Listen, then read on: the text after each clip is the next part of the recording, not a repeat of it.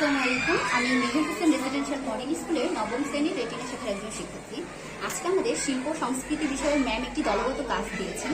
সেই দলগত কাজটি হচ্ছে মুক্তিযুদ্ধের সময়ে বিভিন্ন শিল্পীদের অবদান চিত্রের মাধ্যমে প্রকাশ করা ও উপস্থাপন করা। তো আজকে আমি সৌহার্দ্য দলের কাছ থেকে আমাদের দলগত কাজটি উপস্থাপন করব। তো আমাদের দলের নাম সৌহার্দ্য। মুক্তিযুদ্ধের সময়ে দেখতে পাচ্ছি যে মুক্তিযুদ্ধের সময়ে বিভিন্ন শিল্পীরা, বিশেষ করে চারুশিল্পীরা বিভিন্ন আন্দোলনের মাধ্যমে মুক্তিযুদ্ধকে আরো বেগবান করে তুলেছিলেন। তারপর দ্বিতীয় চিত্র আমরা দেখতে পাচ্ছি যে মুক্তিযুদ্ধের সময়ে জর্জ হ্যারিসন যুক্তরাষ্ট্রের নিউ ইয়র্কে একটি রবিশঙ্করের অধীনে কনসার্ট করেছিলেন। কনসার্টটা হচ্ছে কনসার্ট ফর বাংলাদেশ। এটা থেকে যতগুলো অর্থ এসেছিল সবগুলোই কিন্তু মুক্তিযুদ্ধের সময়ে সব শরণার্থীদের বিলিয়ে দেওয়া হয়। তারপর এখানে আমরা দেখতে পাচ্ছি যে মুক্তিযুদ্ধের সময়ে চিত্রশিল্পীদের অবদান, নৃত্যশিল্পীদের অবদান।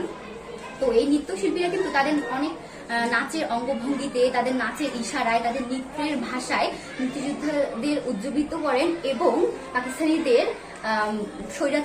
পাকিস্তানিদের বিরুদ্ধে স্বৈরাচারী আন্দোলন পালন করেন।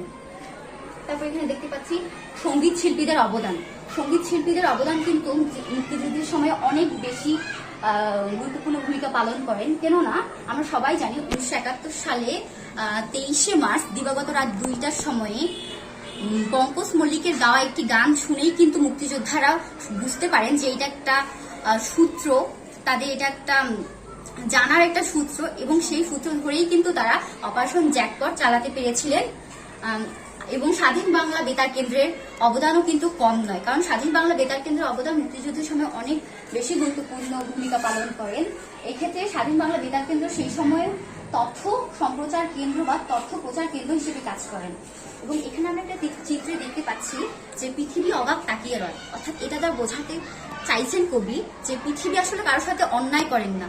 যারা অন্যায় করেন, যারা মানুষের সাথে অন্যায় করেন, তাদের পৃথিবী আসলেই শাস্তি দেন। যেমন আমরা উদাহরণস্বরূপ বলতে পারি যে পাকিস্তানি হানাদার বাহিনীরা কিন্তু আমাদের 1971 সালে অনেক অত্যাচার করেছিলেন আমাদের সাথে, কিন্তু পৃথিবী তার জবাব ঠিকই দিয়েছিলেন।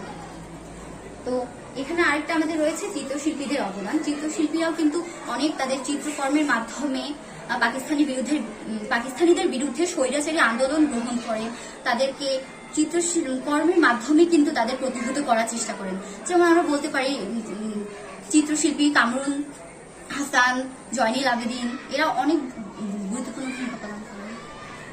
তো এই ছিল আমাদের আজকের উপস্থাপনা।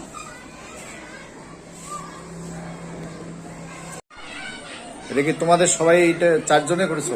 জি স্যার।